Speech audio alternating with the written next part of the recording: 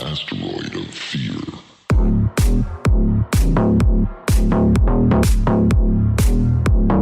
Hey everyone, welcome to another episode of the Men of the House podcast. And we're seated in front of me, or actually on the other side of the camera, is Rich Vision or Rich Seeram. And we share the first name Richard, so kudos to that. Thought it'd be a good conversation, but how's it going today? Good, thank you. How about yourself? I am good. It is where are you at in the world? I'm based in Bushwick, Okay. Michigan, New York. New York? Sweet. Yeah, I'm in Texas and it is hot. Super hot. Oh, man. But yeah, so much like my life changed during the pandemic, so did yours. But of course, um, I feel like I've found in this phase of self-discovery that we almost have to go back to some of our childhood, some of our upbringing, and look at whether it's some of the things we've been told, led to believe, um, even by those closest to us, our parents, our grandparents, their belief in us. I believe it does have an impact. And, I come from a Latino family, and in the ethnicities, it's different. There's everything from high educational standards, or maybe like for me to be the first one in my family to go to college, but to also things like they don't talk about stuff. And when they don't talk about stuff, nothing gets addressed. And when nothing gets addressed, you go into your adulthood, um, kind of with an inability to self regulate because you never learn to co regulate. Mm. And so I Yes. definitely like to explore that and see how we got there. And then, like for you at 2020, we'll see what you discovered and how you got yourself out of that because, any listener here, at some point, you're going to come across a life change, be that death of a partner, a parent, or somebody. And, or maybe you lose a job like I did, and you're going to question your identity. And then you're going to need to strip it all down and rebuild. And that's the hard part. And I think we can get some actionable tips here, some things to put to use. And that's why I'm excited because I interview all kinds of people and then I do my solo stuff. And so surely between everything, you're going to find something you can kind of put into play. And that's kind of the goal here is to offer people perspective, let them know they're not alone. Somebody else has done this and they can do it too with the right tools and support. So, Yeah, I love that. where did you grow up? I grew up in the Bronx, New York, and I was raised in Bushwick, Brooklyn, pretty much my whole life. Did you any siblings? Did was your family in tight knit or single parents? How was that? What did it look like? Because I know, like, I grew up with both parents in the household, but in a Latin family, you spend a lot of time with the grandparents. So, and even, as adults, our grandparents live with us. So, what was your family like? Well, I had a brother, and then I had four sisters, and my parents were both, present, but I didn't find out until like later on in my adolescence that I was adopted. Oh, So, which was interesting to me because I always felt like they were my, mm-hmm. real family because the way they treated me with so much love and care. And then afterwards, I was kind of like, oh wow, this is interesting because I never really had um relations with my biological mother at all or my father. So that became a really a big mystery for me and how I was raised without really knowing.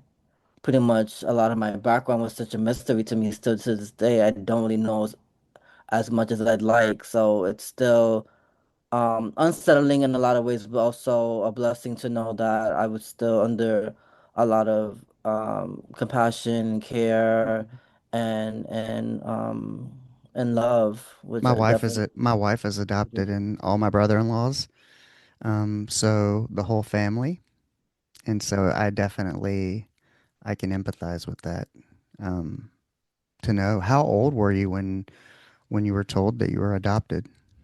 I think I must have been in my probably like late either my late teens or early 20s, I believe, that I kind of just um dealt with that. And it was, I mean, it was unsettling, but at the same time, I just felt like I knew like, I was gonna be okay. Like I know a part of me knew that, I Right. was gonna continue to strive and be good, knowing that I had a good foundation Hmm. around me. So that was something that was always in the back of my head as I was Um, navigating. did so how did you find out? And if you were told, was there a reason you were given for like the timing of it? Because, I think in those kinds of situations, depending on how young you are, how old you are, and the context of it all could matter. But I would also be interested in if whether it's your parents or siblings or somebody decided to tell you, why they decided to tell you, and why at that time they decided to tell you. Give us a little information about the timing of that and who told you and why, or how you found out. Yeah, that's a good question because I believe I found out from my well, my mom was always saying that she adopted me when I was a couple months old. Like, she was always saying but I'm not sure how formal the conversation was in regards to like how actually like saying it straight out. But Mhm. I just know like it was my sister was more, I think, was pretty much telling me about how she was saying that it was a bad situation in regards to how my mother was and things Mhm. like that. And I guess the story that supposedly she was putting cigarettes in my Pampers or something like that that I've Oh, heard. So it was something that the situation was not in the best interest of mine at the time, which I didn't. I mean, I was 2 months old, so I didn't really know all of this. I was adopted at 2 months old, so I didn't really have yeah. the wherewithal at the time, like what was happening. I didn't even had, I wasn't even an adult, Yeah. You weren't coherent so, enough to even yeah, understand.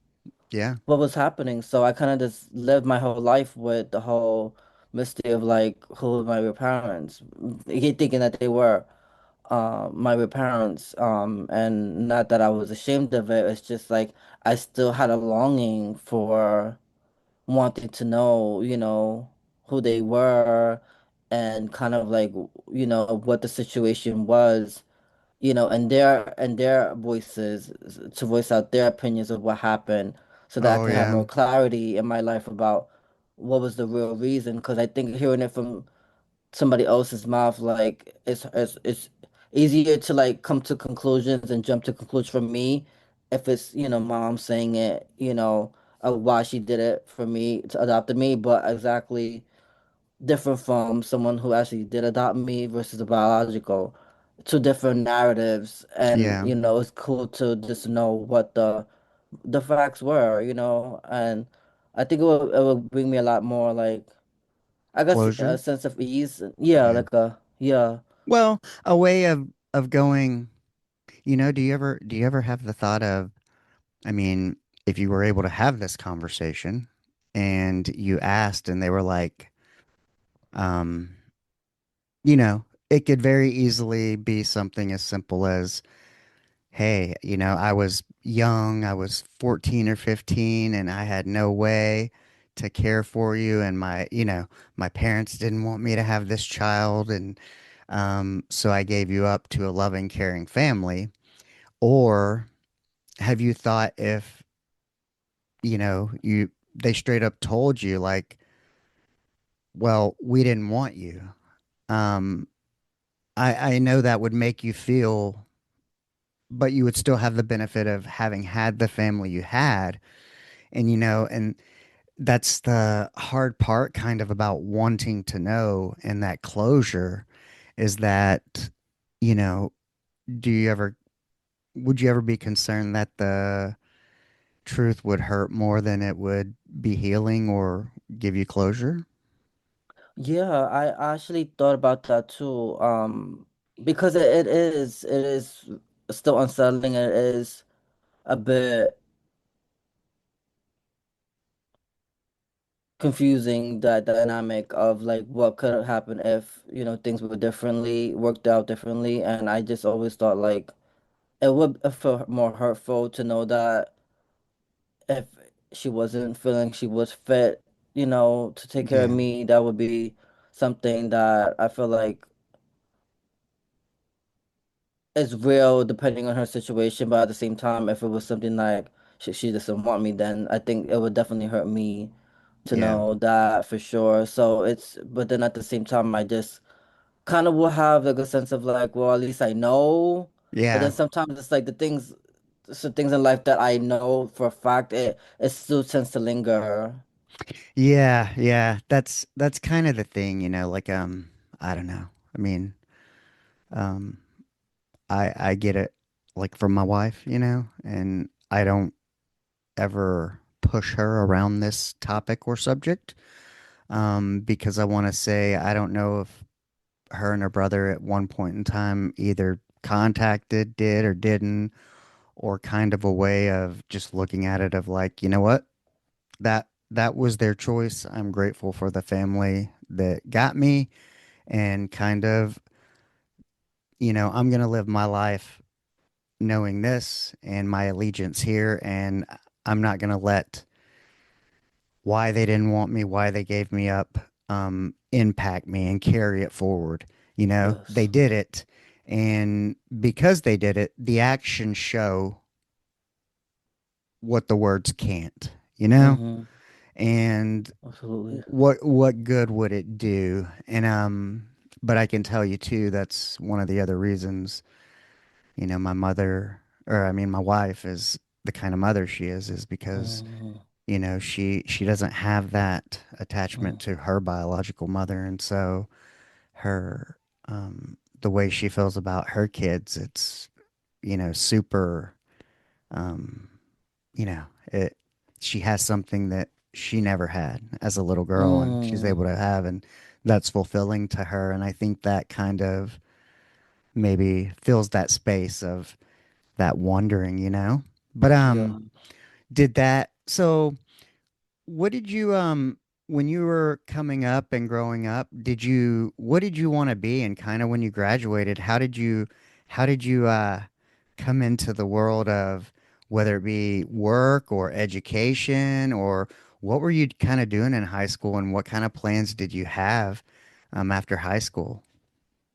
Yeah, the interesting thing about high school was the fact that I didn't really have a hard set plan. I had ideas of becoming a writer, Mm-hmm. and that was interesting to me because I was always into writing when I was in um middle school, high school. So Like that was something that I poetry wanted or to carry. rap, or was it like, It was music? just like, Or yeah, it was actually journal writing I was into. okay. So I honestly thought like I really wanted to major which in journalism. Mm-hmm.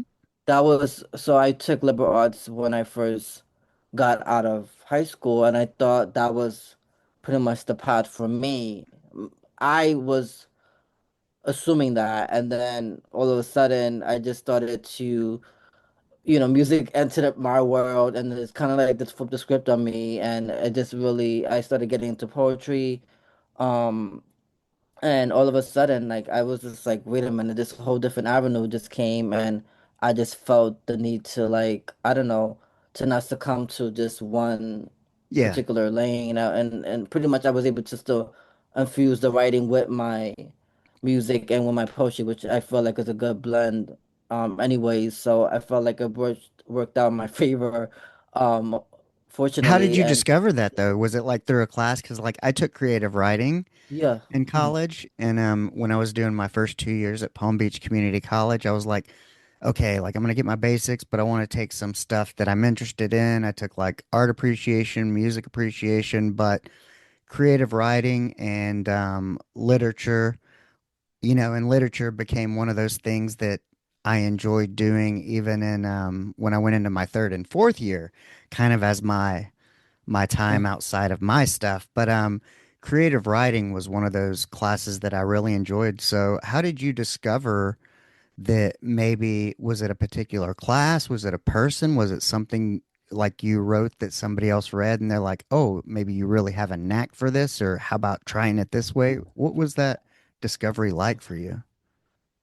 Honestly, it was pretty much a self-discovery journey. So basically, when I was in, I say middle school, high school, I was doing journal prompts, and it was pretty much just reflecting about like what my day was. And I still have those pieces of journal entries about like, oh, this day went really bad, or this day was fun. And it was just like, I don't know, the thing about it was like it was so freeing and for me, and exhilarating in a lot of ways and therapeutic, and I just felt like, wow, there's something there. And I just explored that curiosity. I think that was the big thing about me, was I was curious what those words would lead to. Hmm. And it was like, wait a minute. And I just kind of started to just experiment with being a lover of words and just like expression and self-expression in general. So I just was like, you know what, let me just, come up with these what I call little raps at the Hmm. time, and it just came into something that was that was poetic, and then it was just like, okay, maybe there's something there, and then I just started to more experiment on that level of there's something that I can use to like form into a song. And I started writing songs afterwards, and then I started writing a whole bunch of material that I didn't know back then would lead into, an entire EP afterwards. So it was just interesting how all those things played out for me.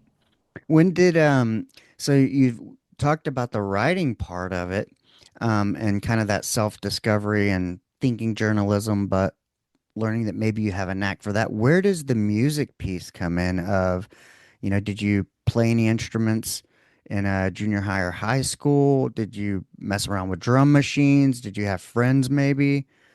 Where did the music piece come in?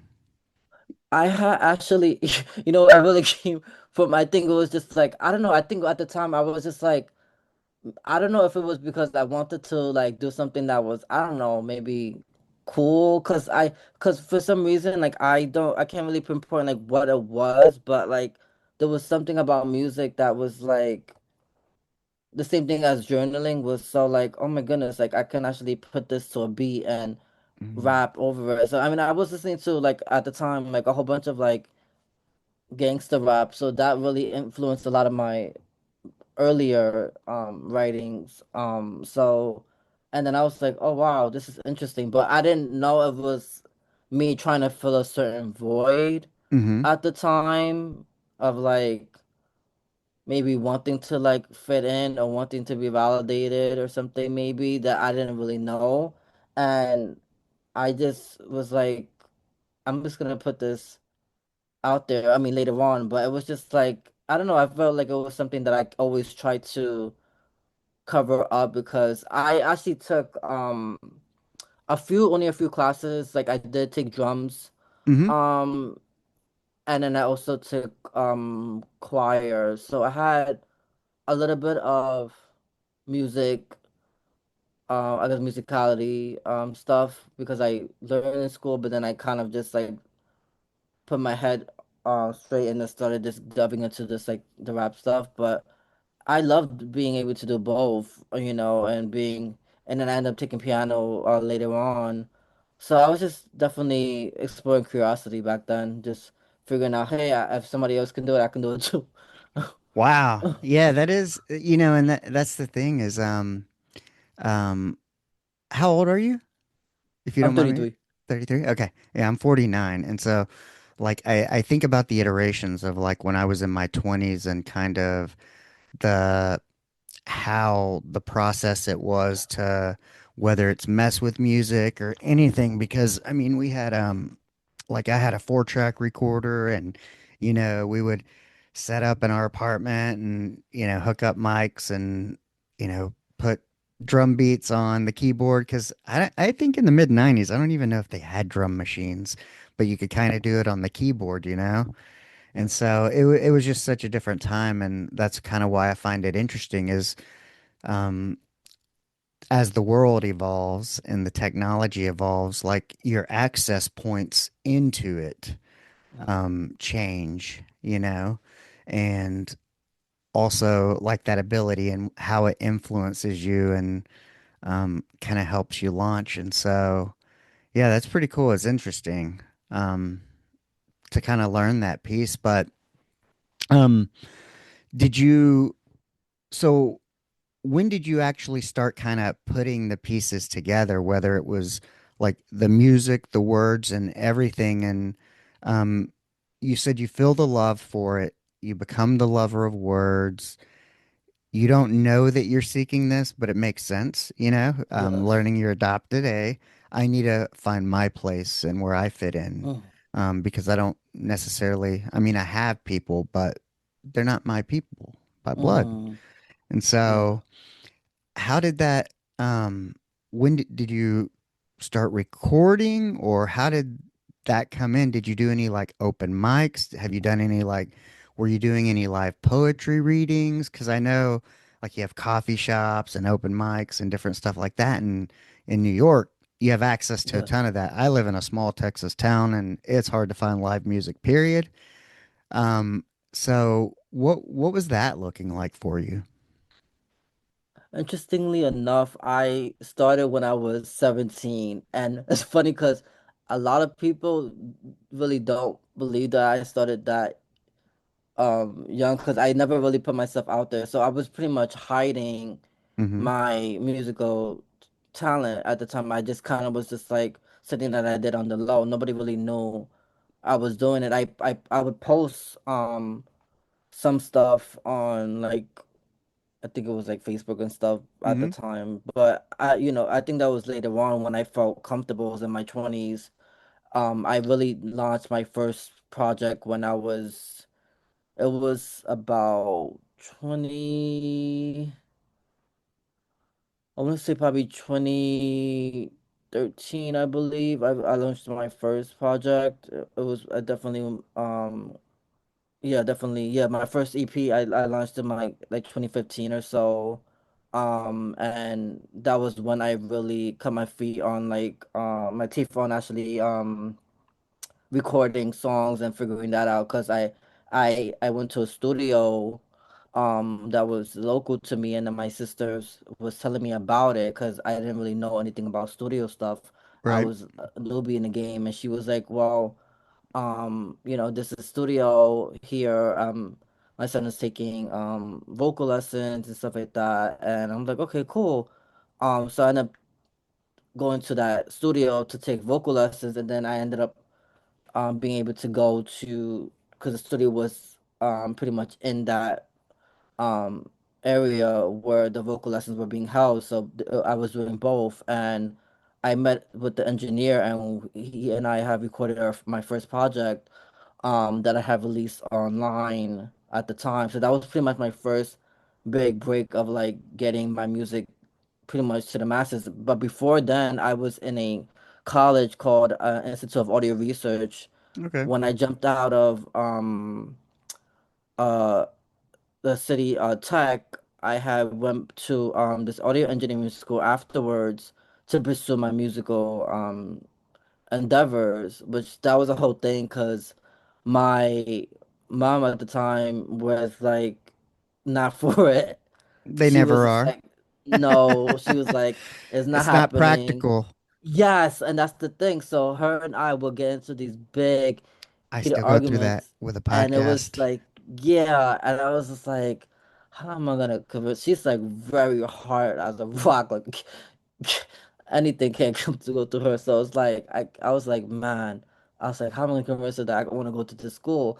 And then it was interesting because she ended up giving up and said, you know what, let's see, what this is about. And she was like, she let me, but before I had to like really persuade her that I didn't want to just stay at a, at. just kind of like a regular 8 to 5.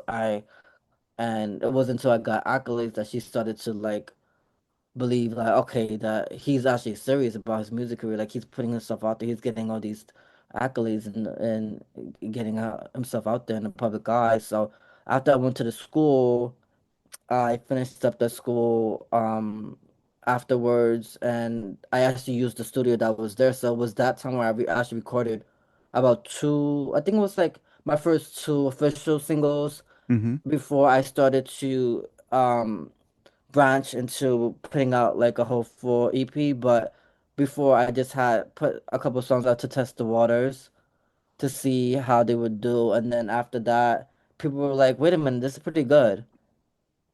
So then I was like, okay, I started to feel validated, and I started feeling myself a little bit. Dropped an EP afterwards when I went to the other studio to record, and then later on, I just started to delve into like more solo work, like putting out singles, putting out a whole bunch of like verses Mm-hmm. that were pretty much using other people's beats, but just kind of like getting my lyrics out there. I started posting some stuff online. I did open mics like pretty much after like I did my first EP work. I started performing my originals, and then I didn't get into like the whole poetry until like I think it was right after I dropped my EP. I started to do open mics. I actually was in a church, and I started doing my first spoken word stuff there, Okay. which was interesting because that's how I kind of got um my first, I guess, practice run, if you will, for actually being out there with my musical talents and my poetry and spoken word gifts. So that was really interesting for me at the time. Let's go back to the recording experiences. So Yes. you talked about the vocal lessons and getting some studio time, working with the engineer, and then you end up going to an audio engineering type school and doing the studio work there.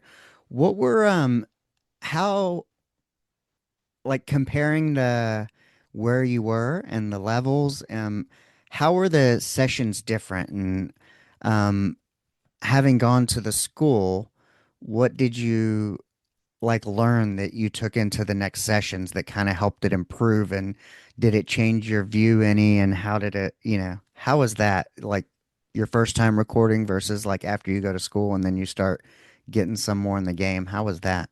Compare those for me. Yeah, it was actually a good experience to actually know how to actually like be more hands-on with the Yeah. programs because I pretty much was like really like this like solo, this the rapper. I wasn't like knowing about the But all tech isn't there like a stuff. freedom too, and just telling Yeah, the engineer like, "Hey, you know all this. This is all I know how to do, and I'm gonna yeah, trust you." But the problem is, you know, then you can't trust if they're actually good or not right. unless you know kind of how to do it, or you might be able to look at it a different way. So yeah, I look at it kind of from that experience is like if you don't want to do the technical, then Yeah, there's kind of a freedom of you don't have to mess with it. But then there's people who actually want to get into that technical yeah. part. No, How, absolutely. And you posed a great point because to be honest, I was like at one point I'm like I thought I would never be like, and I still don't really know the ins and out, but like I knew like sort of like how to get around, like how to explain like okay, this is the sonics I want, and like certain things like that. That really helped me to like figure out like okay, maybe we could use this. I didn't know exactly like some of the names of like some of the like the sound effects and stuff exactly to a T, and some of the terminology was still fuzzy, but oh I yeah. knew like just of like how to get by so I can explain to the engineer, okay, I have a reference track, this is what I want, this is the sound I'm going for, I have a beat that I like, I have this delivery I'm going for. So like I had all these things that I learned that I was able to apply when I was actually doing my first record, because that really helped me, because I at first I didn't really know like what to like how to even get to from A to B to finish a whole EP, because I then I was at the time I was still new to recording my first project, so I had to really do some homework, and I Mhm. actually had to start like delving into like what do I want the Sonics to be, what do I want the project to be called, like all the ins and outs, so that I can actually verbalize that to the engineer. Oh yeah. Yeah. You got to speak the same language. Yeah, That's important. And yeah. Um but I know like, when it comes to the technical stuff, that's the thing is like you can go so far in the weeds. I yeah. mean, it's like with guitars and stuff like that and all the effects and then how they arrange them and I mean that's why they have guitar techs, but it's like yeah, it can get so technical and for me like I'm just a simpleton. I like to pick it up and play. Is it in tune? I like this sound. I don't like the technical parts as much. But what was your so how did your singles and EPs go? I mean, did you what were the platforms? Where were you getting them out? And you know, man, it's hard to believe it's 2025. So were you pressing CDs and handing them out? Yes. Was it like Spotify? Did you have like posters, merch, anything? How were you getting people to listen to your music? At the time, I was doing it old school. I was pressing the CDs to get them out there. I was going to different events and just really pushing it. Even at work, I would push them. I did Mhm. anything I could to just, get my foot in the door, and get everyone to know like I was actually an artist, and I had a product that I wanted to sell, and I wanted to bring awareness around. And I didn't have merch at the time. I just pretty much was only having that CD, but I also promoted a lot of my music at the time on YouTube, and also on SoundCloud. I used as my main hub. I put a lot of my songs from the EP there, and also I had like some verses that I had put on records that I put on SoundCloud as well, so people could hear like, hey, I did my verses on this beat, familiar beat, so that I could still get my voice and my words heard, even if it wasn't like an original Yeah. beat. And a lot of the things I just kind of just like, I think at the time I was just like just put whatever out there, and just so I can grow and learn how to do it. Cause I feel like how consistency is mastery. Like if I'm doing something consistent, I'm gonna master this thing one day. And when I put things out, it may or may not resonate, but I know like at the end of the day, I'm gonna continue to get better because I'm continue to refining my craft. I continue to refine on my craft at the time too. So definitely CDs, definitely social media as well. How was the reception? Better than you thought? Worse than you thought? Or about like you thought and as It hard was as you thought? Yeah, it was mixy. So it was mixed because of course like people like who were close was like, "Oh, I loved it," but then there was people that I had got um a couple of people in particular, because I actually did the Reverb Nation, and at the time Reverb Nation had this service that an artist can pay for to get someone to actually listen to the song and review it. So I had a whole Mhm. bunch of reviews based on that service, and a lot of it was really bad. Uh, Mm. honestly, and I was like, oh wow. But then I guess at the time, because I was still new, so like I was a bit tender, because I'm like Well, a we all newbie. well, it's your personal feelings. I mean, Yeah, you're putting your soul out there. Because I was going to yeah, ask you yeah. how did that feel and how did you deal with it? Because I'm certain it probably prepares you for other things, but that I mean, did you take it as okay? Um, what can I do better? I'm listening, and how can I do better? Or, I mean, did you think about throwing in the towel? And, obviously you didn't, but give me a little bit of that. What was going through your mind, and how did you take it, and what did you do with it to continue on, to be able to continue on?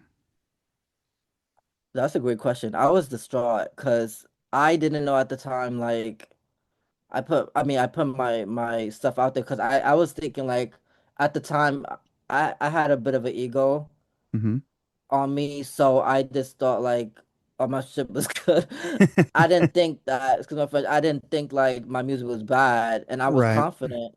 So, when I got the reviews, I was like, oh, I didn't think anything of it. I mean, I did take some stuff into consideration because I'm just like, I don't know, maybe I'm too close to material, so I'm biased. So maybe getting an outside perspective would help me gain clarity of like what to do better. So like I was actually like, okay, this is constructive, but then there was also things that were like that two people in my school were saying about some of my songs that were very destructive and then also constructive at the same time. So it was like I was getting all these different mixed reviews and feedbacks, and I was just like I didn't know how to feel about my self-esteem. Like I put so much of my worth in my music, Yeah. and I didn't really know how to distance myself away from that Like your sentiment. So identity. yeah, and I was crushed. Like there was so many times that I wanted to give up, like more than once in my musical career, to the point where I honestly, because of the some of the stuff that I was being told and things like that, like I felt like I didn't want to even be here. Yeah. Oh, yeah. Honestly, I it know. was just that bad, and I was just like, man, I'm like, it's not even at that point. I was like, I don't even know if it was worth it, just to be honest. And I kept on getting people pouring into me saying, you need to put out music, you need to continue, you have a message, this is helping me get through. And I was like, that was really what kept me going because honestly, I wanted to give up a long time ago. And I kept on remembering, like, one guy I had met, out of nowhere in church was like, I literally just met him like literally like 2 hours ago, and he and I exchanged contacts, and I went to just check my Facebook, not even thinking anything of it, and he goes and sends me a message saying that my YouTube saved his life, and I'm like, what? So like things like that, I'm just like, I never knew what impact I had on other people because I didn't really, you know, at that time believe that my music was helping some because I didn't really hear it. No, People you telling hear, me verbally, yeah, you hear yeah, mostly the other stuff, but I think it's natural, like if you're kind of in this space of what's kind of considered artistic, that, um, yeah, we're always looking or taking, we're kind of outside of it, you know? yeah, mm-hmm, Um, it's, I mean, we know why we do it, yeah, but it- yeah, you have to learn to go, the qualities of myself are this. This is my identity. This is just a means by which I express that identity or yes, how I get it across. And that way everything is not kind of tied into that, or your value and your worth, yeah, because like you said, it's like you didn't even want to be here. And yeah, and I know it's part of that is that, we feel like, hey, if we're not offering value to the world, mm-hmm, then what am I doing here? yep, And yep, that's kind of that whole purpose thing. And so yeah, that was good. And um you said that, once you were able to kind of latch on to that hey, if one person hears it that mm, needs to hear it, then I can be willing to kind of stand strong and take the constructive criticism and even hate sometimes because people are going to hate. They just do. I always say like, what is it like? People want to see you succeed, just not more than them. Yep, that's true. So, um, yeah. How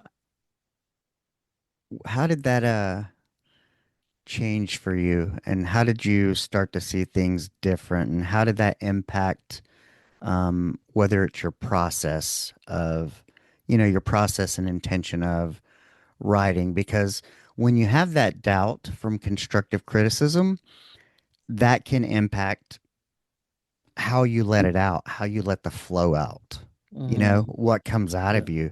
Because if you're hurt and you think like, well, I'm going to trigger somebody or whatever, you might hold back and you may not tell the whole what you're feeling or the truth of your soul, when really it's the truth of your soul that needs to come out. Yeah. So how did you deal with that, and did that change for you? Honestly, it put a fire under me because of the fact that it really helped me see value into what I was doing that I before I didn't really know. And it really solidified who I was as an artist, an artist who wants to empower and for, other people to be seen, heard, and understood, and that they're not the only ones who're struggling. I wanted to normalize that. And I felt like it really empowered a lot of my music to be um more intentional. I was pretty much more intentional about like some of the records that I started putting out afterwards, because I'm like, wow, like I didn't know there was so much power in my music and what I was saying. So I'm like, I have to like really take stock into like, some of the words and things, because at the time I did a whole rebrand because my mentor at the time, she felt like I needed to really delve into like my real authentic self, because at the time I was pretty much playing this whole Kind of gangster role and I emulating wasn't really, yeah. emulating what caught your ear Right. initially. Right. Yeah, I get it. And then it didn't really fit me and it wasn't true to who I was, and then people called me out on it. I'm like, well, you know what, they're right. And I started to um dial it back a bit and I started to really express, okay, this is who I am as a person. And that really started getting a lot more responses versus the other stuff that was just superficial and just nonsense And and what? braggadocious. Yeah, yeah. Kind of the flaunt of yeah. I I grew up in the 90s, so straight up like with the old NWA, Eazy-E, Yep. Ice Cube, Cypress Hill, all the original stuff. And so even the Two Live Crew and all that, I was well aware of that music. But Yes. and it's funny because I don't know if it was in a podcast or something. I heard that it was kind of a conversation around that. And it's like, man, if you could imagine what that was influencing people to want to be or do, Mm-hmm. and was there any really, nobody was discerning enough Yep. of Hollywood being Hollywood and what Hollywood does to polish and make stuff up, Yep. versus where you try to integrate the reality of it, what's real and what's not. But I mean, all this stuff, you know, I was of the early 90s. That's Tupac, and that's kind of the Vanilla Ice and the Suge Knight and kind of what we've learned about it all then, and how, yes, there was some gangster stuff in it that was Yep. real. And then some of it was, what the music companies do to advertise it or market it. And of course, in the early 90s, we didn't have phones and all that. It was the Boys in the Hood movie. That was probably the marketing type of stuff. But yeah, it's interesting to kind of look and you go, well, what, what, what did it, what did the message perpetuate? It made more Right. rappers, more drug dealers. I Mm-hmm. mean, you got 50 Cent. I mean, he was probably doing that anyway before, he got into rapping or whatever. But, you kind of see it started in the 90s. And as you've gone through and you got Biggie and all this, and you still got people doing just modified forms. Even if you look at Yeah. Diddy, it's like still that kind of gangster culture stuff, but just on a Yeah. different level. That's more like a high-end mafioso Hmm. money and power level, you know? Yes. But you in thinking about what is the message and what does it perpetuate Yeah. for the future and the youth, I mean, people, when you were talking about putting some of your own lyrics over familiar beats, that's like a great idea because you're getting somebody that something that somebody recognizes, a beat that they can kind of groove to, and then maybe they hear your lyrics and that's a little bit different, and that's kind of what gets them in, Mm. you know. But if you think about it, it's like, yeah, in terms of message, what's the offering? What's the Yeah. value? What are we making? If we could argue that the beginning of gangster rap is what led to Diddy being where he is now, then I don't know. Was there a good message, or was it just for the music, or was it their Hmm. life, Are they talking about what they live? How much of it's real and how much of it is for the show, for the Yeah. game, or to get people's attention. But yeah, I don't know. That made me think a lot about rap Yeah. and the history of it. But it is interesting to kind of look back and see the influence all the way through. But where during what time was this? Because you had a big change. It says during COVID, and so was this pre-COVID, after COVID, kind of?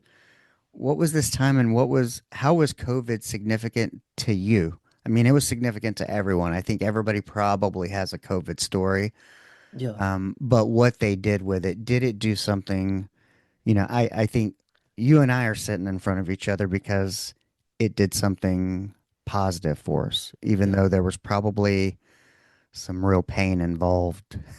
Yeah. So what was that change for you, and what was that, and how did it impact what you're doing? How did it change your writing, recording, message, any of that? Because you said, the church was one instance, and the YouTuber, somebody saying, hey, and kind of being called out. You need to be you, authentically you. I want to hear your message. You aren't the Yeah. gangster. So when was that time period in relation to COVID? Yeah, I mean, a lot of this other stuff was definitely like, um, definitely probably way years before COVID. I think Okay. maybe even, So you but kind of went yeah. original and started kind of being yourself before COVID? Well, I was, Or was kind of the COVID the original change to where it the, was like, hey, I need to be true to me?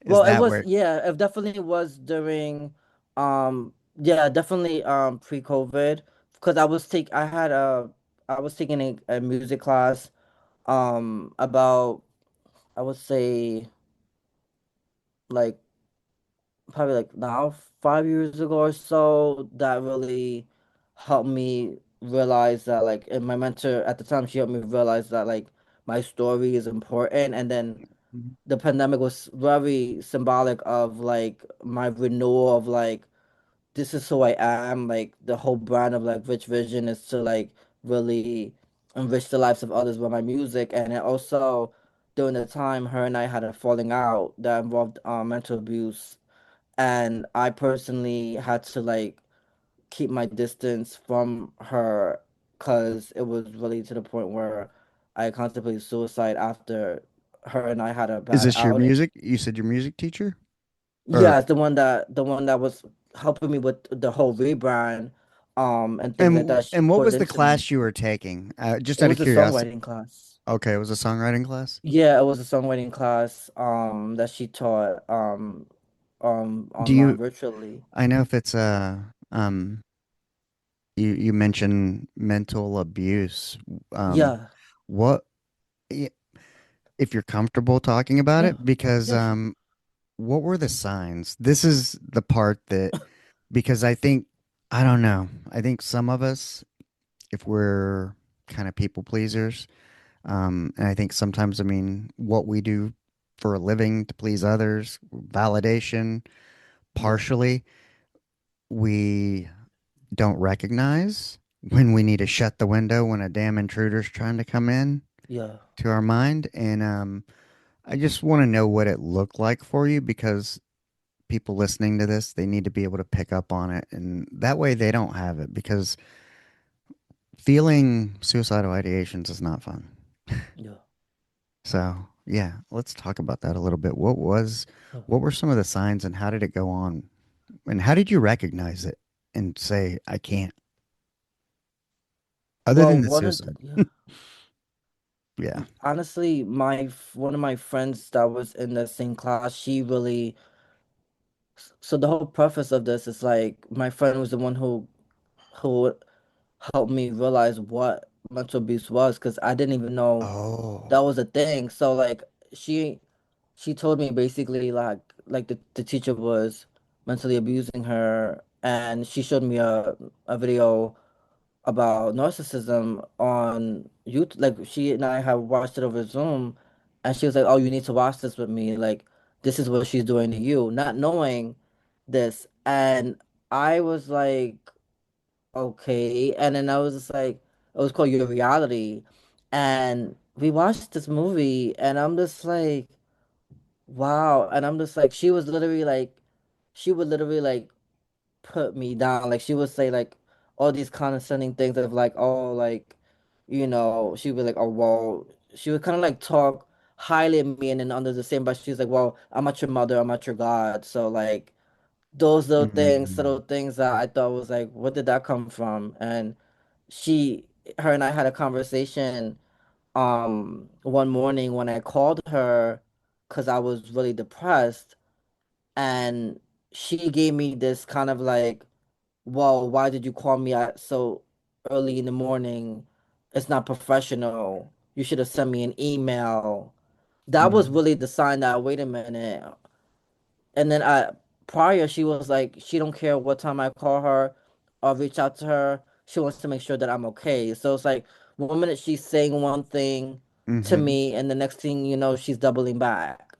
So all these different signs from the movie, I was like, wow. And then one thing that really got me to thinking like there's something I feel like problematic between the dynamic between her and I was the fact that she knew that, at the time I wasn't really in the best um mental state because I was there crying on the phone. Obviously I called her early because I had an issue, and she was pretty much this um accounting this all of the stuff that I was saying about what I was going through. She was like, well, let's talk about this, album rollout that you have that you could be doing with this producer. And I'm like, how's that relevant to my depression? So Yeah. it just kind of felt like some things, it's like, are you worried about more money that you can get out of me, or are you worried about my mental health? So certain things were just like, hmm. So I had to really think about like what that relationship was doing to me, because I felt like at the time I was getting a little bit toxic, and I had to really tell her, because my friend was telling me like, you need to tell her I don't tolerate mental abuse, and then you're gonna just pretty much go about your business and get out of the class. Because I personally was like, I felt like to the point like so comfortable with, because I was in her class for so long, like I was feeling like I was attached, Yeah. which was a And it problem. makes And sense given your yeah, background. and she was basically very offended because she was like, well, you're pointing the blame at me, I did so much to help you. And it was like at the time, like I was not in my right state of mind if I didn't say thank you to her. At the time I did I wasn't being insincere. Like I really, in my head, I thought I apologized, but maybe I didn't like verbalize it enough or something, that she didn't really recognize that. But she always told me like, well, this is the stuff that I'm not doing, I guess, to make it seem like I was like Yeah. not praising her for the things she did important to me, as far as mentally. But she really did help me get to a certain point, and she did offer space. But at that last ladder of my life and didn't end up so good. So I had to really get to the point where at that time I transitioned. Like that really started me into this whole mental health journey, this whole issue because like What the was EP causing the started. depression Yeah, kind of in the first place? Because you said yeah. you called her because your mental health state was low. What was the cause of it in the first place? Or Well, I have you had pinpointed it? yeah, I had another um girl in the same class. She was being I don't know if it was manipulative or what, but she was trying to get footage from me that was supposed to be private between Yeah. my me and a coach that I was working with on some materials, and it was to the point where I felt like at the time, like I thought it was mentally abused because like she couldn't stop harassing me about it, and I was just like so distraught about it to the point where it was causing me a lot of distress and Yeah. it caused me a lot of sadness because I'm just like, why do you want material that's supposed to be private between my coach and I? And I don't know if she just wanted it to for information or Yeah, something but you or felt like it key was something. ulterior, something not off Yeah, I about it. didn't know what Yeah. it was for. Like Well, I yeah, really it's like didn't know. if you're not you're not part of the coaching team or something, what would you need it for? I mean, Yes, because you and I should was have your thinking own private material between you and your coach, and I don't ask for your material. Why would you ask for mine? yeah, and that's how I felt at the time. And I felt like I was very valid to feel apprehensive about, sharing Yeah. any materials between, and those as far as the coaching sessions. And I guess she was just feeling like she needed it because her and I were gonna do like this record together. She felt like she needed to get like a one up thing to kind of like help with, I don't know Like a what her mindset research was type at. of a thing. It was Yeah, kind to of kind like, of yeah, see, let me get your yeah, vibe. Almost like you know what it reminds me of is like, yeah, like when you see an actor, maybe they spend a time with the character so they yeah, can know how they act or something. It's like yes. trying to get in the head of the character. And if you're going to make an album together, it's like, but yeah, I don't know. Yeah, that would seem weird, but, um, yeah, so you said in Yeah. 2020, so this kind of gave you that recognition that you needed to make some changes, and this is kind of where you started focusing on mental health. Yes. Yeah, it changed How, my whole life. where, how did that, so you had to verbalize to your teacher, hey, this is Yes. not healthy for me. How did that feel to set that boundary and kind of stand up for yourself? And had you ever done it before, or was this the first time? And what did it do for you? This is my first time to this capacity to someone Hmm. I revered because prior to this I had a 4 year professional dynamic with her, Oh, professional okay. relationship with her. So like I had like years. Yeah.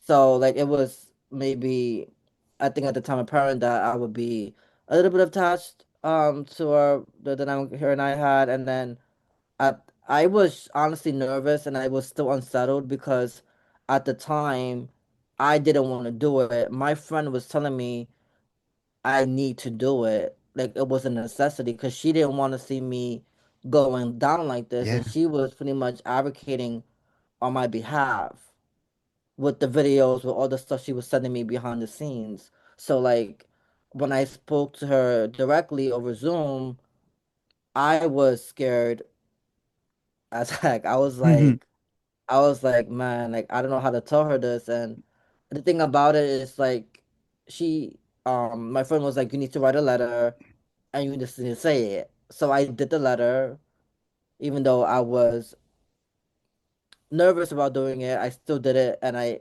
presented it to her on the call. And when I read it to her, I was kind of like um I was like kind of like hesitant because I was like I didn't know how I was gonna land. Yeah. So when I said it, I was just like it's like as if I didn't want to say it. Yeah. So when I finished saying my speech, she was just like, "Wow, like I can't believe you're throwing this at me. Like how much I did for you, the condescending Mm, tone, all of that, the gaslighting, all that bits, all and about then me again.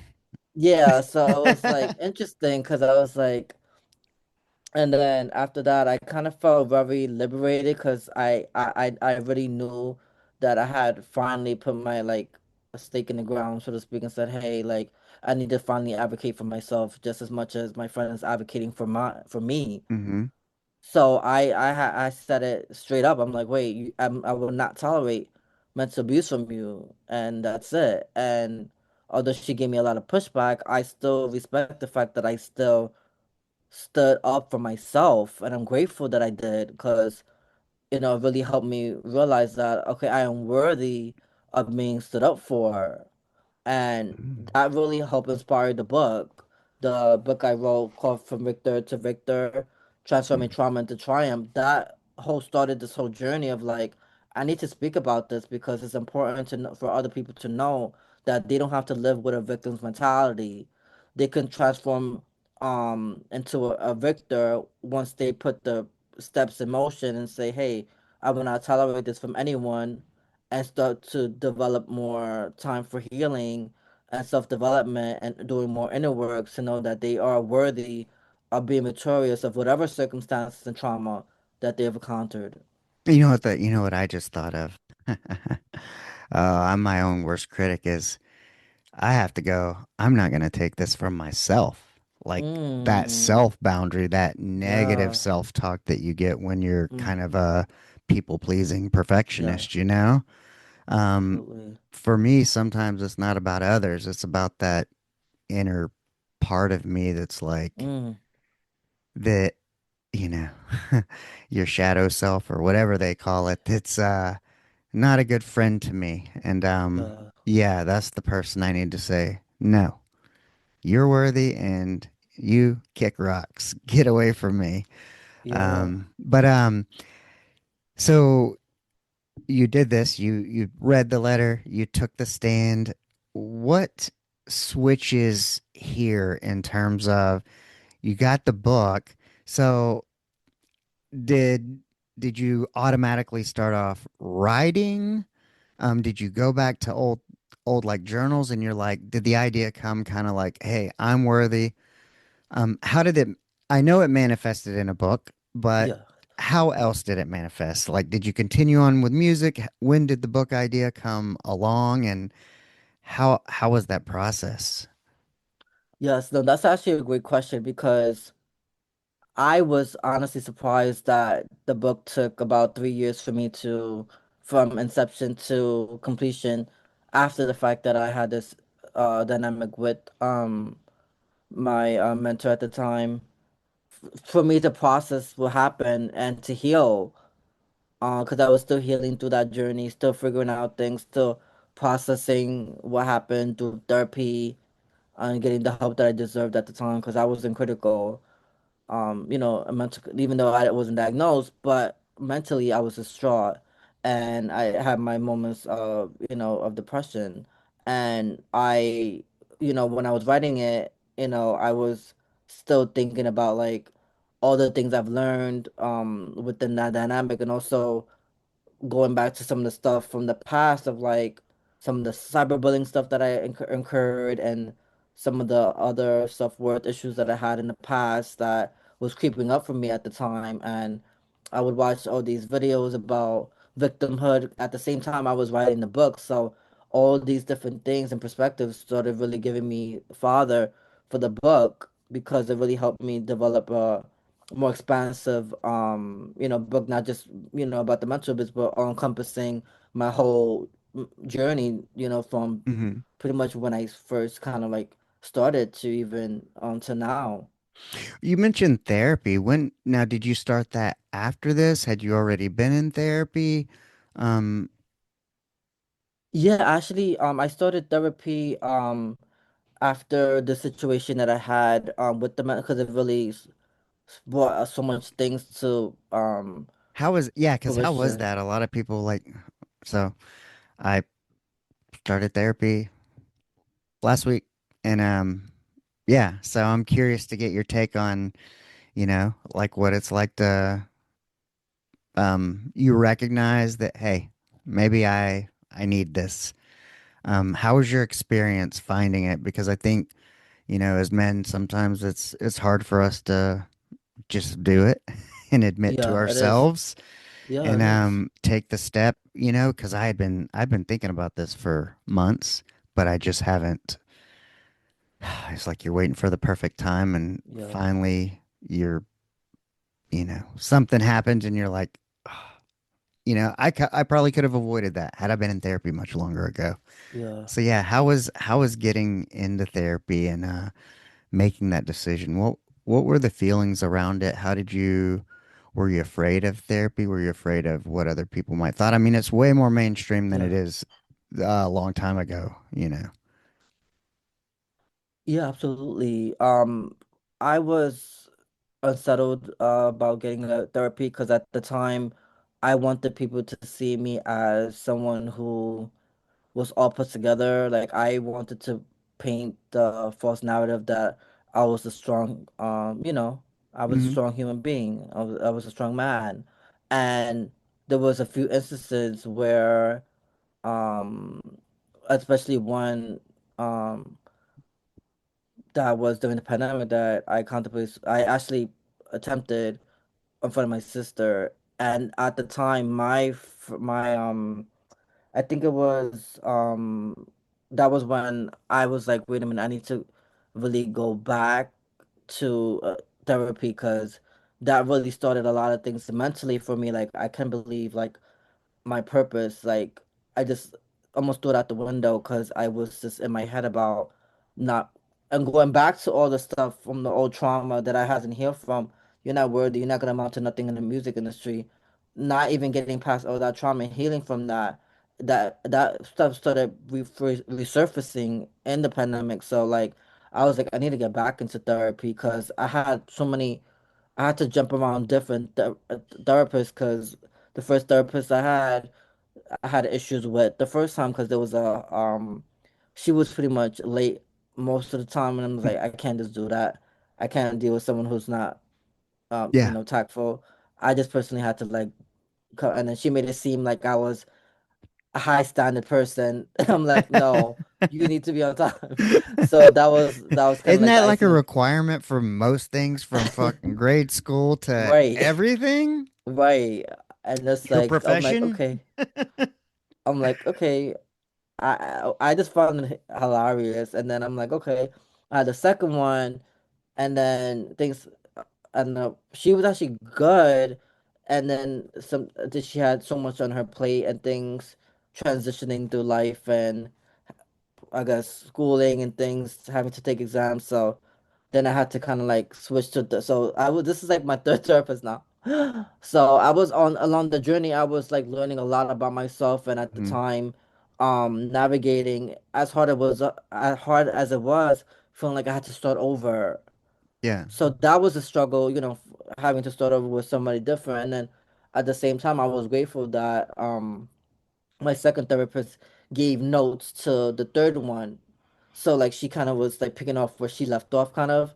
So it was helpful to kind of like gauge like where I was at mentally.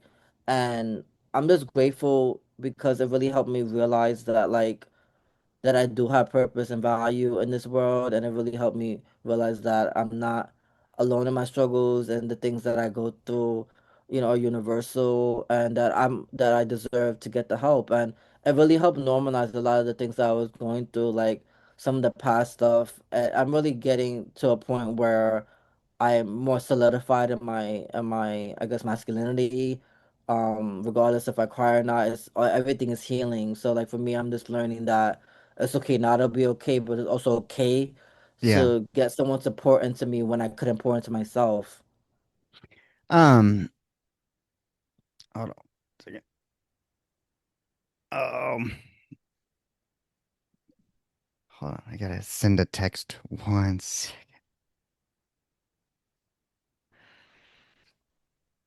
Mm.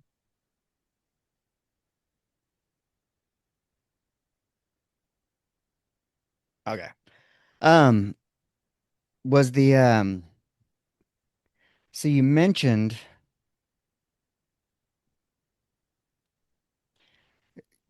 going through therapy, and this kind of begins your healing process. Um, During your therapy, are you doing journaling? Are you doing music? Are you converting any of your thoughts? Are they coming out that way, or is it more kind of towards the book? Well, when I was actually doing the therapy, I was actually just converting like some of the stuff that I was going through in my head, just just basically on, as far as like the stuff that I was like as far as like the trauma, but then also I was journaling on some of the stuff with my teacher because that sparked a lot of resentment and things, Ah, intrusive thoughts. So a lot of my anger and unresolved resentment came from that situation. So when I didn't really know how bad my anger was until I started to journal on a lot of the stuff that afterwards mm-hmm. came forth from that mental abusive situation to the point where like, I have like books of stuff that's like I hate you and all Oh. this stuff. And it was so, I'm like, oh my goodness. I'm like, all these intrusive thoughts. I'm like, oh my goodness. I was so mad. Yeah, And well, it's kind of then like I'm you're like, wow. disappointed. You're like, did that really come out of me? And you're like, oh, Yeah. can't believe myself. But then it's like I had to honor the fact that, wait a minute, Oh, I was in a hmm. situation that was life or death, literally. And I'm like, I can't really, hide the fact that, yeah, I had a good valid reason that I was angry. Yeah, But at the same time, like, I'm so grateful that I had the wherewithal that I didn't act on those intrusive thoughts. And I think that's one big thing I commend myself for keeping my cool in a sense to not actually do something that was physical. yeah, yeah, man. Yeah, it's the frustration, the anger. That's the hard part. And when you recognize that you're angry, it's like, oh, man. How did you said an interesting thing that you honored it. What does honoring it look like? Making friends with it and accepting it, and then how do you wrap your mind around it to kind of let it go, the anger part? Yeah, I mean, I honored it through my, through the writing, through my freestyles. I used to freestyle a lot when this situation Mm-hmm. occurred. So I would just put on any beat just to like drown out my sadness and my anger, and I would just freestyle and then I put on a beat, and then that her mental abuse came out like literally like I think it was the day after the situation occurred. I put on a beat, and then literally after a workout I was like, I need to record this memo quick, and I just remember getting my phone out and rapping, and it was just like, I don't know, it just felt like the floodgates were just like open, and I was able to like just let go. I mean, and pour into like, yeah, honor the anger at the same time, but also I learned to let go because like I learned that, the battles is not mine. I felt Oh. like it was the universe's battle, and I was just kind of like Ah. going through the Huh. situation as like, I don't know, maybe as a testament of like something like I needed to be um a situation where I felt like I had to be tested. For some reason, I didn't know I needed the test at the Mm-hmm. time, but and I learned. I guess I learned that maybe it was something that could, in a sense, be something hopeful for me in the future. Like, hey, if I go through the situation again, I have the tools in my toolbox to be able to combat, a situation. Hopefully not, but now I have kind of like the guidelines, the videos, and things like that. But then I also realized that I had to let go for me. That's the reason why I put out, music like I Forgive You for Me, because I'm like, as much as I didn't want to forgive her, at the same time, the forgiveness wasn't for her. Right.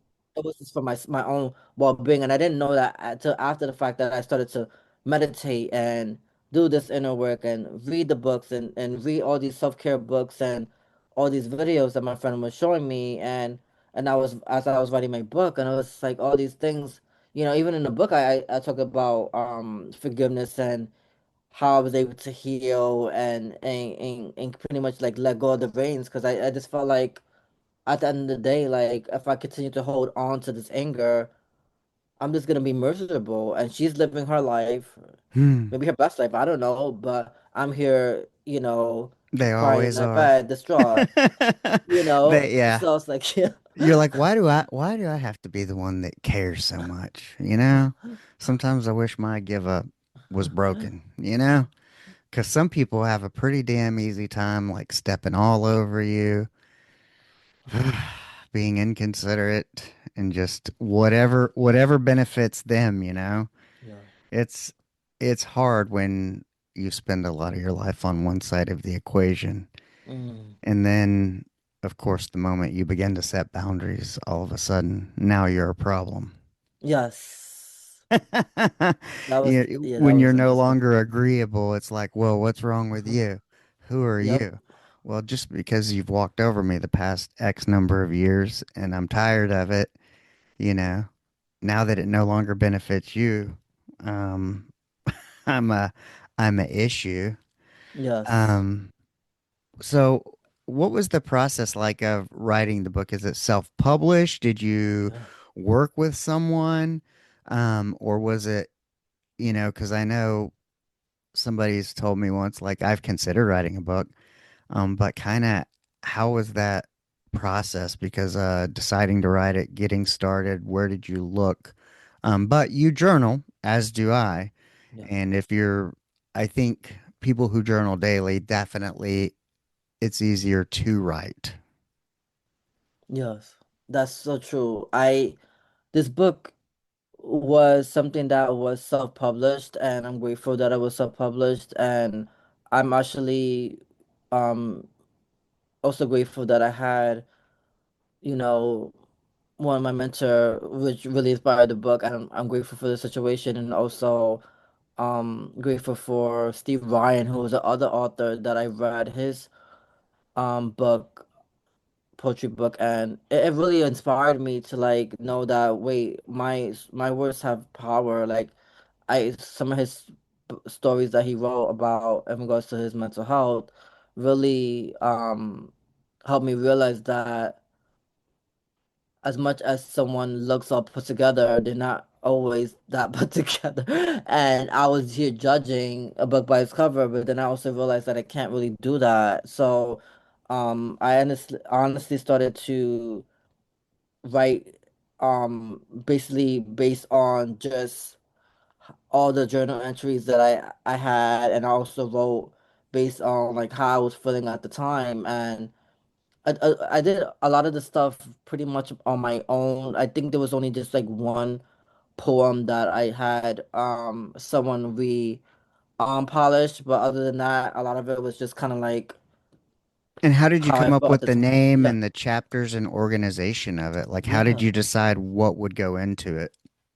Yeah, I decided the name of the book because at the time I was watching a lot of Eric Thomas videos and he's a motivational speaker and his videos were talking about victim mentality and it's funny how these videos always came up when I was in this mental abusive Oh. ordeal. So I felt like that was the universe saying, wait a minute, there's something here. So I started to take mental notes about that in my head and then I was like, okay, it had to be something with victim's mentality. So I'm like, okay. And then I was at a point where I'm like, I don't want to live like this no more. Like I just wanted something that embodied freedom from it. So I felt Mm. like going from victim to victor, was something that was like profound for me because it was kind of like saying, wait a minute, I'm not going to be trapped in this prison, in my mind forever. This, I need to escape. I have the keys now. Right. So for Oh, me, that's good. yeah, thank you. And I felt that very much so when I got out of the situation, and then I had put as a subtitle, transforming my trauma into triumph. So to solidify the fact that wait, I'm allowing my trauma to bring me, back into purpose. So I just kind of like the whole title to feel more empowering to someone who's reading it. Like I didn't want it to be like, oh, this is woe me and this will happen. Like yeah, I went through some dark stuff, and I always speak from my experience. I never say things that either I don't experience, or if I do, I always I'll put a little bit of me in it. And this book is a lot about my whole journey, and it's raw. It's like unfiltered. I talk about Yeah. self-harm in there. So a lot of it is basically about my go I through. think what a lot of people don't realize, and this was kind of something that stuck out to me, is a person who truly feels that way, somebody who doesn't feel that way, they don't understand. They look at the outside and they Mhm. go, "Why would you feel that way? I mean, Mhm. what's wrong? Like nothing's Yeah. wrong." But they don't realize like how antagonizing that is. It's like it makes like how would you know? Like unless you've suffered with it, you do not know the ability of your mind to convince you that you're not okay. Mhm. And when people are like, well, I mean, all your needs are met. I don't see what you're complaining about or what you have to be sad about. It feels a little, I don't know, condescending. It Yeah. makes it worse. Um, did you experience any of that, and how did you get past that? Yeah, I had experience where I was told that, the world doesn't revolve around me, and that shook me to the core because I'm just like I'm here going through my stuff and not feeling like I'm worthy to be here, and someone's gonna just tell me that, mind you, it was a family member. Yeah, it So always it's is. just so like, for me, I'm just like it sucks because I'm just like I just wish people would get it. Like I wish people would stop thinking that, depression is like a button that you can just turn on and off and Mm-mm. everything is just, fixed. It doesn't Yeah, work that way. And although I wasn't diagnosed, I still had the symptoms of like, wait a minute, hold on, like, I'm going through something, like, not wanting to eat, not wanting to sleep, not wanting to sometimes I didn't want to get out of bed, yeah, like all those signs, and self-harm, like I had all the signs, and it was just it sucks because, at the time, because it's like, you want people to like really be more compassionate, but then it's like you said, it's like they don't know, so it's like you kind of have to less like detached from someone who doesn't really understand to really realizing that I can find someone who is more capable of understanding, and able to just empathize, yeah, and like with therapy and stuff, like they went through some stuff, so they can help me realize, wait a minute, like I'm not alone, and it helps to have that mirror for me, because it helps me realize that, wait a minute, like I'm not just this crazy person going through depression, like it's a real thing, and I'm grateful that therapy has helped me to get to a point where um I don't have to suppress like my feelings now. Like I can actually verbalize that this hurt me, this I don't like, this is something that triggered me. Where hmm did it come from? Like all these different things. And now I'm more self-aware, and I also know like I cannot continue to live my life pointing the finger. I have to still do the work, and I have oh to still yeah. put in the time. One of my You favorites know. is, when I talked about um our families, and I've come to understand that the generations of my family and what they've passed on to me, Mm, and what is it? Somebody says like, you know what? It's not my fault, yeah. but it is my responsibility to change it. Yes. And Uh-huh. you know, I the shit stops here. My 11-year-old, Mm-hmm. like whatever this is, no, it stops here. And that's the hard part. And finding people who understand that and are willing to support it. But yeah. So you get the book. How do you I'm sure like music, very similar. You go to Yeah. the social media world and everything to promote it. How was the book received, and what else are you doing in addition to the book? I mean, what else do you have going on? Like, are you doing music? Do you have a like any groups, Facebook groups, or what else is going on? Yes, actually, I'm actually working as far as the book is so far it's been received pretty well. I've sold I think I probably sold over like 100 copies by now of Oh the wow. book since today, which I'm grateful for. But I've had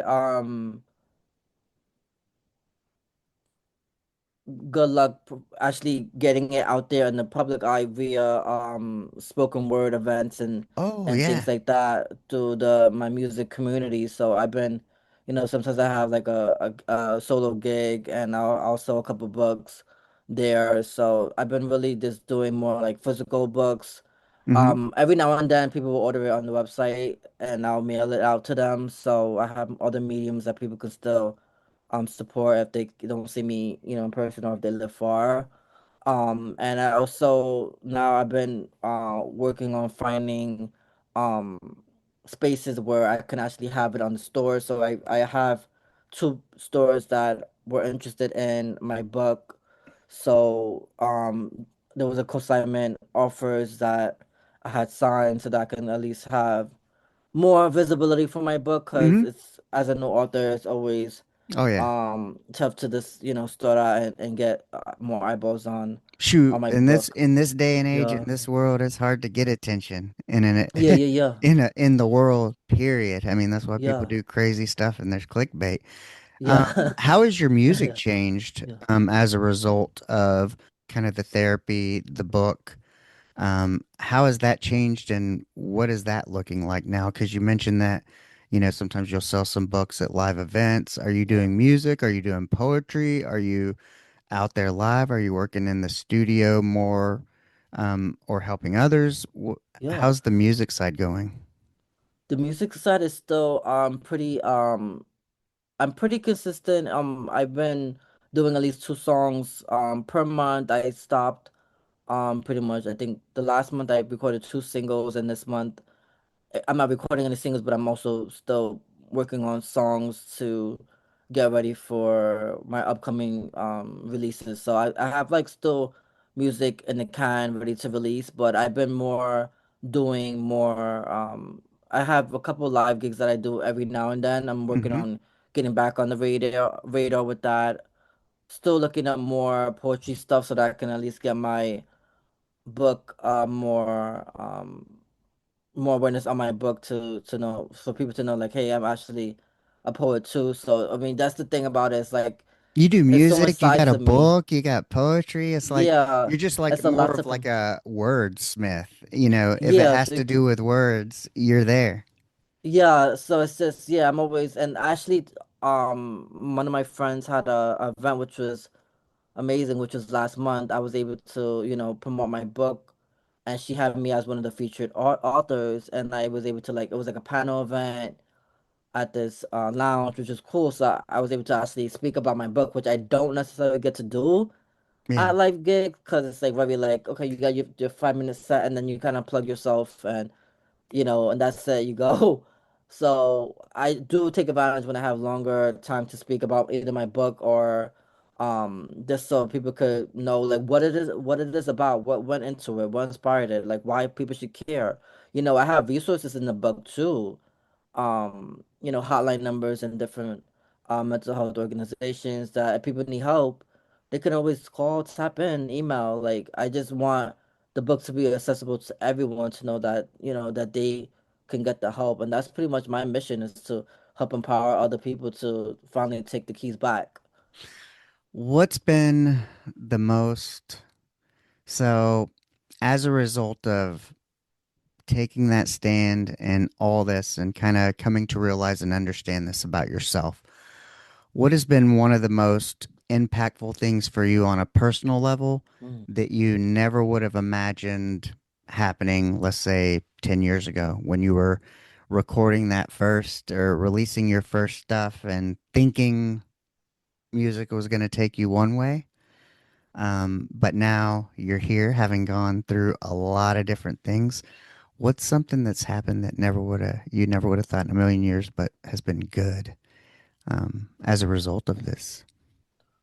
Oh, there's so much good things. I mean, my first thing is to think about, oh, the accolade, but I think for me, it's just like a sense of like belonging. I think is my biggest thing Mm-hmm. because like music has really given me a voice where I felt like at times I didn't really feel seen. So like it really gave me, I guess, agency in my life to say like, hey, like I have something to contribute to society. I have like something that I want to leave behind Yeah. and really want to help, be, society become a better place because I feel like, my music is very profound and powerful and some of the lessons and things that I've learned, I want to be able to like pay it forward so that someone else is listening to the music that they glean some kind of wisdom of something that they may take as something to help them when they're going through a dark moment that they could feel liberated to say, wait a minute,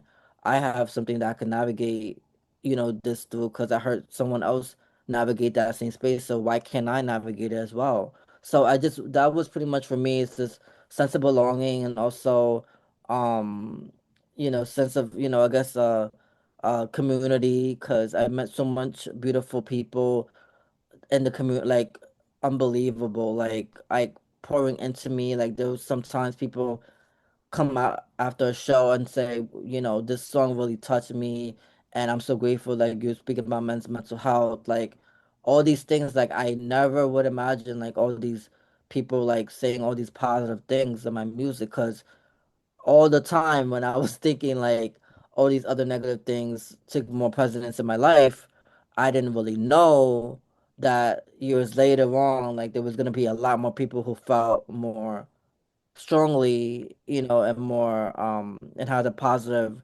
reaction, to my music. So that's always a beautiful thing. Yeah. Yeah. What's what's one thing you do like if you feel the darkness start to creep back in? What's the first thing you Mm. do if you recognize a dark pattern coming on or dark thoughts or you feel things are kind of you don't want to go there? Yeah, I like to journal. Journals help me. Is my escape. Honestly, I sometimes I go I no sometimes I go to the gym. Oh yeah, me too. I go That's for a really walk. important I for put on a me. podcast and go for a walk, and I feel like that kind of offers me perspective. Like for me, listening is it's funny because you're not supposed to watch TV in bed or whatever, but my wife and I will decide to watch something, and she'll choose something, and she'll be like, "I'll roll over," and she's like, "You're already asleep." I go, "I'm listening," but you got to understand, like, I'm a podcaster. That's what I do. I Mm-hmm. listen when I Uber. I listen when I walk. I listen. Like I'm constantly either taking in information, thinking about how it's referenced to me, and then somehow using it to my own thoughts or what I think about it. I call it like kind of like a mental reconciliation, I love you that. know? But it is crucial for me. I feel like it's almost like sometimes I'm not even listening to it. It's just I need the background. Yes. So Mm-hmm. to mute everything else. Or sometimes Yes. things are too silent for me. Mm-hmm. Yeah. And I don't necessarily want that silence. I need just a little Yes. background. Uh-huh. Yes. I'm the same way. Because sometimes I get too in my head if it's like, wait a minute, it's so quiet. I need Yeah. something, even if it's like some kind of like instrumental stuff, still so I don't, because I would end up overthinking Yeah. and all this past stuff will come up even without me wanting it to. So like Yeah. what you said was so important. It's like I also something that I do often is I watch like the minute I get up, I'm like I put on a motivational video, Hmm. I write my affirmations, I reaffirm those affirmations, and I, for the first hour of my day, I put myself in like a peak state of like I need to feed myself positivity, and I get to, and I'm blessed Mm, to, because that helps me reframe my whole, mindset. Because sometimes stuff from not only the past, but maybe the day before may creep in, yeah. the next day morning, and I might be dwelling on that. So without me noticing it, my whole day is messed up because I'm here dwelling on it. I haven't meditated. I haven't done my Yeah. motivational uh, video. I And it know. just spirals. It's just, yeah. Oh, And if I those are don't, helpful too. yeah, anything kind of out of routine, it's kind of like I don't know. Like I feel like yeah, it's almost like we need a little bit of routine and anytime it goes off, it's like you want to be flexible, but Yeah. because you want to, is it flexibility makes you feel like you're laid back and things aren't Mm, as stressful? But yeah. then if you don't kind of have like, if you miss Hmm. your journaling, if you miss your Yeah. exercise, if you miss your coffee, like even on a day like let's say it gets too late and one thing out of your routine isn't done, because for me it's like I read a daily Bible passage and I journal and I have coffee and there was a couple of days I didn't have coffee for 2 days and because I didn't feel like it and yeah, and it that's kind of my self-care, my self-love. And when you Mm, don't do that for yourself, it impacts the rest of the day, yeah. you know? You don't feel like you kind of had that little time for you. And I recommend it at the beginning of the day because it's very hard to get at the end of the day. Um, when you should be kind of winding down, your brain should be, I always say mornings are that output, Mm, you know? Um, yes. for me at least. I try to, like I told my wife, I'm like, I don't want to have serious decision making conversations at 8 p.m. when I'm trying to wind down and get to sleep by 10. Yeah. I'm trying to turn the day off. Mm, Those conversations and things need to be in the morning when I can do things about them. yes. Otherwise, it's just taking up space in my brain and now I can't sleep. Mm. No, that's a That's, good, yeah. That makes sense. Yeah. yeah, but it's taken me a long time to kind of understand it. Mm, And then it takes a whole other something to tell your wife who you've been with for 19 years, it's a that, blessing. hey, yeah, can we please not? I mean, it's just Mm, healthier for me. yes. Um, and it's hard because sometimes you feel like it shouldn't be that big of a deal, but there's something about just kind of setting a boundary for yourself, a Yes. Mm-hmm. self-respect thing. I am worth it. This matters to me. Um, yeah, you got to, even though it's hard, Yes. That's beautiful. Well, is there anything you want to leave the audience with? Tell them where they can find you. Of course, I'm going to have it all in the show notes from the Podmatch profile, but tell everybody where they can find you and kind of if there's anything coming in the future. Yes, first of all, it was such a privilege and honor to actually tell my story, and I'm so grateful that I was able to share some of my wisdom. And my hope is that if you're watching or listening, that you could realize that you are worthy to be here, and that you are enough, and you're not a mistake, and do not listen to anyone who says otherwise, regardless of your sexuality, because that's something that I felt strongly about the last few years, especially now Yeah, as I navigate this different, yeah. journey that I'm on of self-discovery, and self-acceptance. And if you want to follow my movement and music, um, also you can check me out on Rich Vision. So you could just Google Rich Vision, And R I that's C Vision with a H. VY, right? Yes, Vysion, RICHVYSION. It was just a definitely a privilege, and I want you to know that you're seen, heard, and understood. Yeah. Well, thank you for coming on and sharing your time with me and the Thank you. audience. Um, yeah, we gotta open the discussions or support one another. We just Everything doesn't need to be adversarial. Everything Yeah. we all have a same goal of we all get the same ending. So I don't know what we're fighting about. We need to be kind to each other along the way. We all got the same destination, so Mm-hmm. um Yeah. none of us are free from it. But yeah, I always say go out and be the person that you would want to meet. And that's my Mm. call to action, and I think it's safe to say is like, hey, you know, you want respect, you give respect. You want kindness, be kind.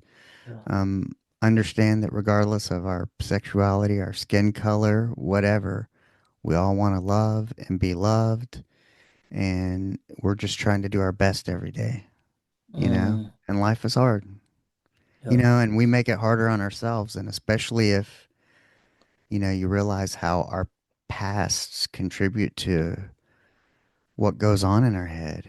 And that's hard enough. And then if you get the outside world telling you negative things too, it's just, oh, can feel like you're carrying the weight of the world on your shoulders. And it's just not healthy. Because you know what? That's not what we're about. It's about helping each other together. Yeah. And the I love world is that. never more divided. And it's been bumming me out for a week. So I'm grateful to have somebody on here who's, you know, another human being out there trying to make a difference and share positivity. Because that's the only way we're going to do it. We keep fighting over stupid bullshit. We're not going to get anywhere. Yeah. Amen. All right, Yes. man. Well, thank you for your time. Thank you. And I hope you have a good evening. And I'll update everything through Podmatch. Thank All you so right. much. All right, man. See you. You have a good Have a good one. day. You too.